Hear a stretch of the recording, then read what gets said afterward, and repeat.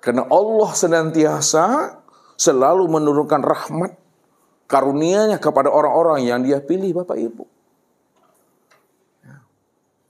Jadi ilmu yang diberikan Allah itu hanya sebatas yang diberitahu. Lebih banyak lagi ilmu yang belum diberitahu oleh Allah kepada dirinya. Oleh karena itu, jangan kita merasa lebih dari yang lain. Jangan kita merasa paham. Lebih benar kita daripada yang lain. Ini mesti pahami.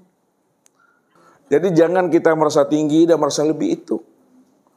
Ini yang dikatakan oleh Ibnu Athaillah itu. Idza fataha laka wijhatan fala tubali ma'aka in qala amaluk. Apabila Allah sudah mengetuk hatimu dengan makrifat, Allah dah bukakan rahasia hatimu tentang Allah, tentang dirinya, maka tidak mengapa kalau amal-amal sunatmu itu masih sedikit. Tidak mengapa itu. Apabila Allah telah membukakan hatimu dengan rahasia-rahasia dirinya itu. Tidak mengapa kalau amal kita masih kurang, masih sedikit. Sebab apa? Ketika Allah membukakan rahasia dirinya kepada diri kita, Bapak Ibu, itu sangat bernilai daripada ibadah yang kita lakukan sebagai bentuk penyerahan diri kita kepada Allah. Kalau yang ibadah yang kita lakukan ini sebagai penyembahan, sebagai bentuk penyerahan kita kepada Allah, maka lebih bernilai lagi lah orang-orang yang Allah berikan ke dalam hatinya itu ilmu makrifat tadi. Dibandingkan banyak amal ibadah tapi belum bermakrifat kepada Allah. Maka disinilah dikatakan oleh Rasul, tafakkaru sya'a khairum min ibadati sab'ina sana. Bertafakkurnya kamu sesaat tentang Allah. Menilik kamu ke dalam diri tentang Allah. Siapa Allah, siapa diriku? Kalau Allah itu wujud nyata dan zahir, mana wujud nyata dan zahir itu? Karena setiap yang wujud bisa dilihat. Kalau Allah bisa dilihat, lalu tak mampu kita melihatnya, kamu belum mampu mengenalnya dengan pengenalan sempurnanya. Ini yang kita pahami tadi. Sehingga tidak ada lagi yang terpandang dan tertili, itu hanya Allah saja. Disitulah rahasianya, bertafakur sesaat itu lebih baik daripada ibadah 70 tahun lamanya tapi tidak mengenal Tuhan. Apa maksud Ustadz? Kita lakukan salat sunat selama 70 tahun lamanya, namun kita tidak mengenal Allah. Lebih baik walaupun kita tidak melakukan amal sunat 70 tahun, lebih baik lagi sesaat waktu yang kita gunakan untuk mengenal Tuhan itu lebih baik daripada ibadah 70 tahun tapi tidak mengenal Tuhan. Ini yang ditekankan oleh Ibnu Athaillah itu. Iza fatahalka wajhaka min ta'aruf fala tubali ma'aka in qala amaluk.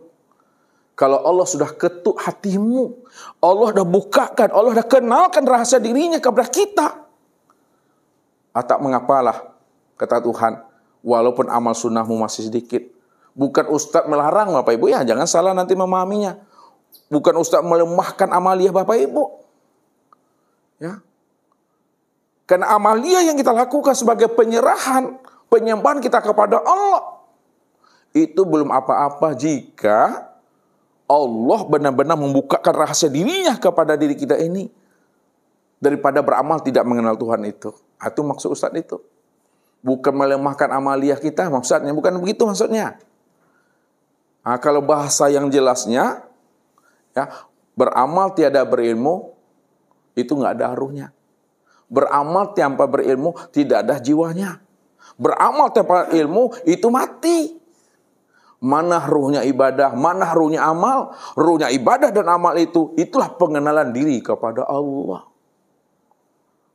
Itu yang mesti dipahami. Sehingga tidak ada yang mesti kita sombongkan, tidak ada yang mesti kita ujubkan, apalagi beramal dalam rangka menuntut Tuhan. Ya. Kalau kita beramal menuntut Allah, apa kata Allah? Walaula fadlullahi alaikum warahmatuhu mazaka minkum min ahadin abadalah kuntum minal khasirin. Kalau bukan karena karuniaku, kalau bukan karena rahmatku, kalau bukan karena anugerah aku kepada dirimu, maka tidak mampu kamu melakukan amal ibadah dan ketaatan kepada aku. Jadi jangan kita berpaham, amal ibadah yang kita lakukan itu walaupun sebesar zarah, jangan kita berpaham bahwa amal itu karena kemampuan usaha dan ikhtiar kita. Jangan berpaham seperti itu. Sebesar zarah amal ibadah dan ketaatan yang Bapak Ibu lakukan bukan karena kemampuan Bapak Ibu, bukan karena usaha dan ikhtiar Bapak Ibu, akan tetapi seluruh amal ibadah yang kita lakukan itu sebenarnya semata-mata karena anugerah, kasih sayang dan pemberian Allah kepada kita yang dipilihnya tadi itu. Baru kita bermain rasio dan logika. Ini saya antarkan bermain rasio dan logika. Kalaulah sebesar zarah amal kebaikan yang keluar dari diri kita ini bukan karena usaha dan kemampuan kita, akan tetapi semata-mata karena karunia dan anugerah Allah kepada diri kita, pantaskah kita, layakkah kita menuntut Allah dengan amal ibadah yang kita lakukan? Tidak layak dan tidak pantas. Di mana tidak layak dan tidak pantasnya ibu-ibu kita tuntut Allah dengan amal kita? Bu, lihat dulu. Ajak berpikir dulu. Sangat tidak pantas Ustaz, karena kan semuanya dari Allah. Kita kan tidak mampu lah. Iya, sangat tidak pantas dan sangat tidak layak. Di mana letaknya sangat tidak pantas dan tidak layak? Karena sebesar zarah amal kita itu semata-mata karena pemberian Allah. Itu karena karunia-Nya, itu karena rahmat-Nya. Kalaulah semua amal kita itu kena karunia dan rahmatnya, salat kita kena karunia-Nya, puasa kita kena rahmatnya, zakat haji kita, semuanya bentuk kasih sayangnya, maka tidak pantas dan tidak layak dituntut Allah itu dengan amal-amal kita. Itu yang mesti dipahami. Sehingga kita beribadah itu tidak lagi berdagang. Kita beribadah itu tidak lagi bernegosiasi. Kita beribadah itu tidak lagi tawar-menawar, apalagi beribadah melakukan intervensi terhadap Tuhan. Haram betul itu Bapak Ibu. Dah salah cara kita bertuhan kepada Allah. Kita jadikan Allah sebagai Rabb kita, supaya Allah menjadi budak nafsu kita. Ini berbahaya. Kan banyak orang mengaku hamba Allah, tapi di balik pengakuannya, Allah dijadikan sebagai hamba buat dirinya. Allah wajib patuh kepada aku. Allah mesti turut kepada aku. Kalau tidak, awas. Ada ngancam Tuhan itu dah. Ya, ngancam Tuhan itu dah.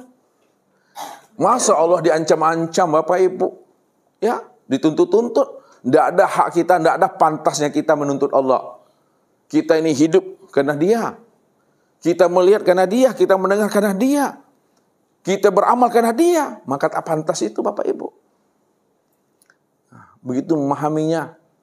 Bapak Ibu, ya, apa yang disampaikan oleh Abu Mansur Al-Hallaj, Syekh Abu Yazid Al-Bustami, ya, Ibnu Arabi, apa yang mereka katakan dengan bahasa hulul, ittihad, wahdatul wujud dan lain sebagainya itu sebenarnya untuk menyatakan bahwa Allah sajalah yang mesti terpandang dalam hidup ini. Nah, tujuannya apa supaya Allah terpandang dalam hidup ini?